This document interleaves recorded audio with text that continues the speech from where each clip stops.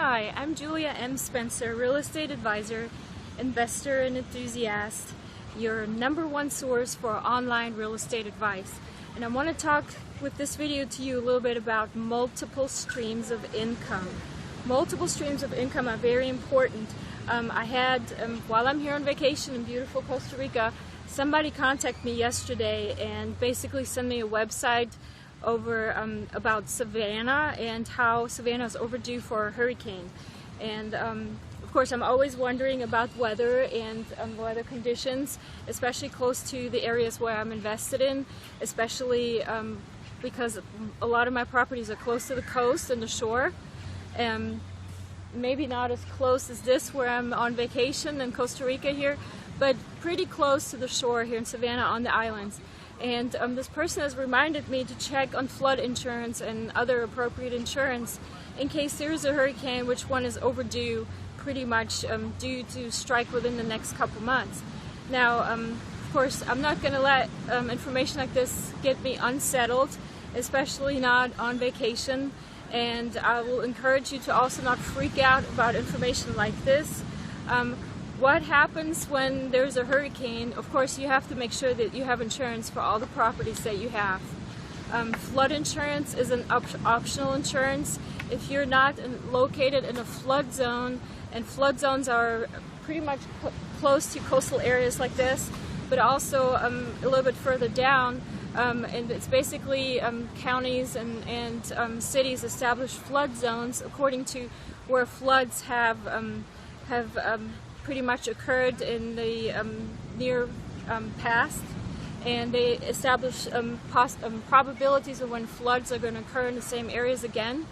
And so a lot of times when you have a mortgage and you pay for real estate with a lender will most definitely do a flood inspection, flood zone inspection. And if you are located in a flood zone, you will be required to purchase flood insurance. In fact, they're going to purchase the flood insurance for you, and it's going to come out of your escrow account. However, if you have properties that are close to a flood zone, I still recommend you do get flood insurance on anything that you have that's close. Anything that's located on the islands in Savannah, any of those properties that I have there, I most definitely have flood insurance on all of them. This is in addition to the homeowner's insurance that you also required to carry from your lender. And if you, of course, have real estate without a mortgage, you're going to have to take care of those things yourself. So I'm not really worried about a hurricane in my area. I am very well diversified with my real estate. I can actually jump in a car with hurricanes. We have the flexibility. We have several days of notice before one is actually going to strike the coast.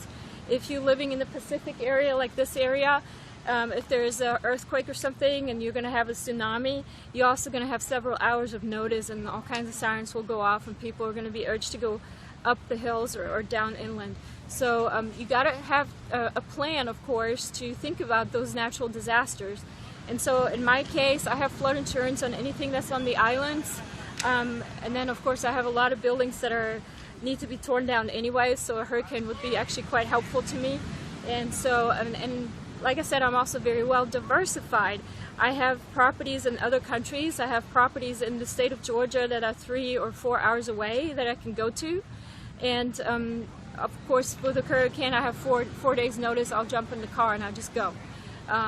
Really, you can't be, if you're a real estate investor, you kind of have to be flexible. Not just with the way that you invest, but also how your lifestyle is. You're going to have to be able to pack everything up in one bag and go. The most important things in my life, of course, my kids, my dog, anything that's alive and anything that can't be replaced, such as pictures, and maybe some small valuables like a computer or maybe some paperwork that can't be easily replaced. So you need to have a plan for those kinds of things. Any real estate that you have, also where you live. Don't get caught at the last moment to try to find the birth certificates of your children if you really need to have those. And by the way, those are replaceable too. But you need to be able to pack everything in one bag in an hour or two and get out of an area that is high disaster area to be soon. Then again, a hurricane is a great opportunity as well.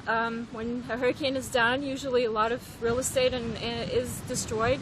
I have personally lived through Hurricane Opal in Florida, which struck the Gulf Coast back in '96, I believe, or '97. We of course weren't affected. So I realized I got a little steered away from the discussion on multiple streams of income by talking about natural disasters. But the point is, if you have properties in several states in different areas, you really don't need to worry too much about natural disasters. Take care of the properties that you have, of course, but don't put all your eggs in one basket.